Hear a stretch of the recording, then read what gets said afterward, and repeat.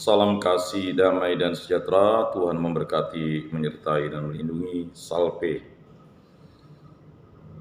Liturgi puncak dan sumber kehidupan gereja.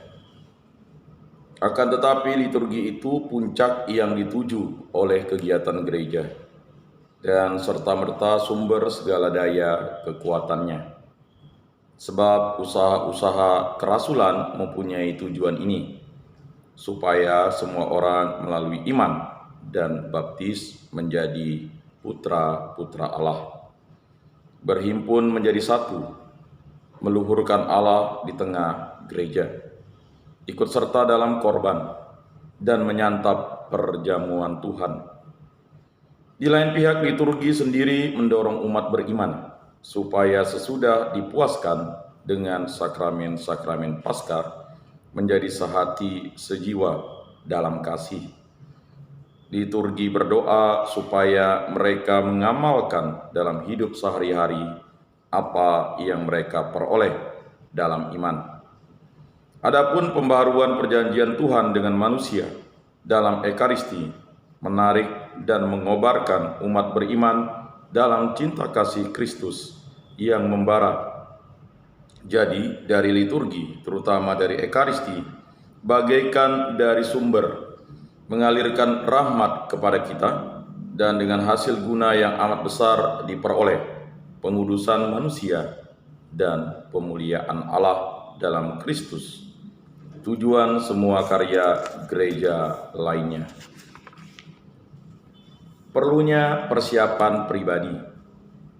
Akan tetapi supaya hasil guna itu diperoleh sepenuhnya, umat beriman perlu datang menghadiri liturgi suci dengan sikap-sikap batin yang seperlu atau serasi. Hendaklah mereka menyesuaikan hati dengan apa yang mereka ucapkan, serta bekerja sama dengan rahmat surgawi, supaya mereka jangan sia-sia saja menerimanya.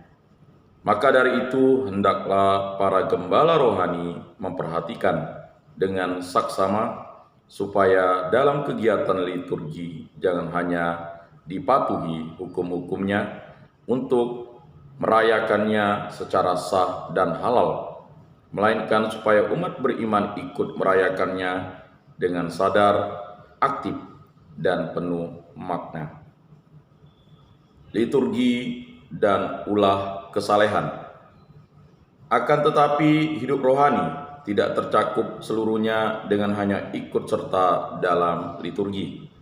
Sebab manusia Kristiani yang memang dipanggil untuk berdoa bersama, toh harus memasuki biliknya juga untuk berdoa kepada Bapa di tempat yang tersembunyi.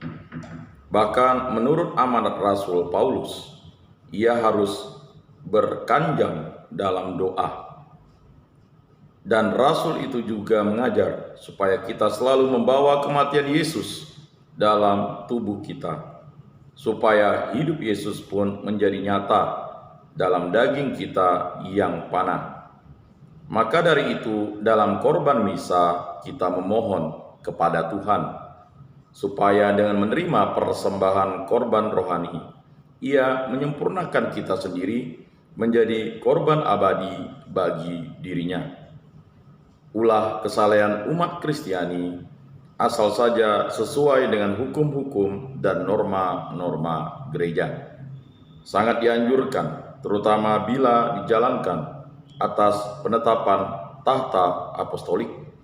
Begitu pula ulah kesalehan yang khas bagi gereja-gereja setempat memiliki makna istimewa bila dilakukan atas penetapan para uskup menurut adat kebiasaan atau buku-buku yang telah disahkan.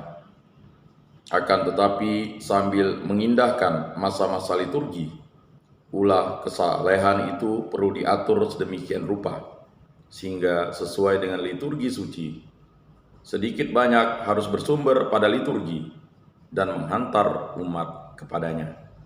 Sebab menurut hakikatnya liturgi memang jauh lebih unggul dari semua ulah kesalehan itu. Salum salam kasih, damai, dan sejahtera. Tuhan memberkati, menyertai, dan melindungi.